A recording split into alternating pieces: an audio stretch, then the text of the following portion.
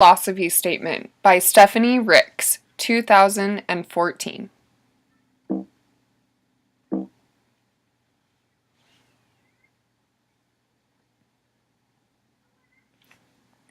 Learning styles. Throughout my education, both before college and while in college, it's been my experience that there are several ways in which a person perceives information, interprets that information, and makes decisions or takes action once they have developed an understanding of the information they are presented with.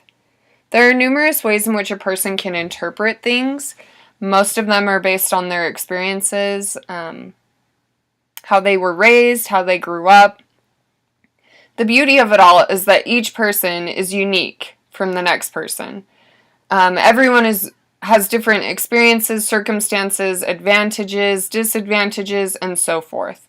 If everyone is unique and interprets information in different ways, what is my role as a future educator to assist those I come in contact with in the future? So, as an example, I decided to introduce you to a few individuals here. We have Joe, Sue, and Bobby. Joe grew up really enjoying sports. Sue has always been into the outdoors. And Bobby has always grown up in the city life. Everyone here, Joe, Sue, Bobby, they all have their own experiences, their own interests, their own opinions, and perceptions. Individuals are unique and come to the table with previously developed skills of their own.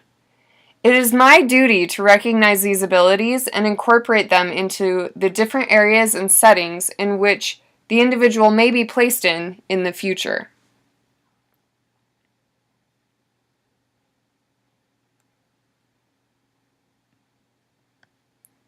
Change happens. Unfortunately, it's one of those necessary evils that we have to deal with in today's society. Change is a sign of progress. The job industry is constantly changing and developing, as we've learned. If we're unwilling to keep up with the adapting times, we will be leaving our society to dwindle before our eyes.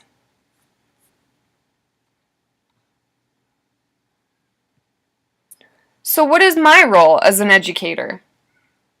I think everyone's opinion will be different on this. However, I believe that I have the responsibility to act as a guide and a model in order to provide the training, tools, and skills individuals will need within their lives.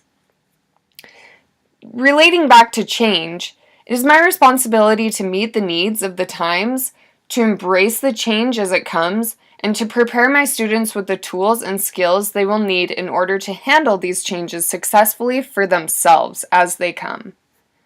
As a future instructor, it is my obligation to my students to help provide information and options that are available to the pursuer of new careers and task developers. So how can I do this? I firmly believe in modeling. Modeling is a key element to getting others to learn, grow, and develop. Learning is a choice, in my philosophy. No one forces you to learn. You can't learn if you're not willing to learn, and only you will benefit if you put forth the effort. As an educator, I feel it is essential to model the behavior I expect from my students.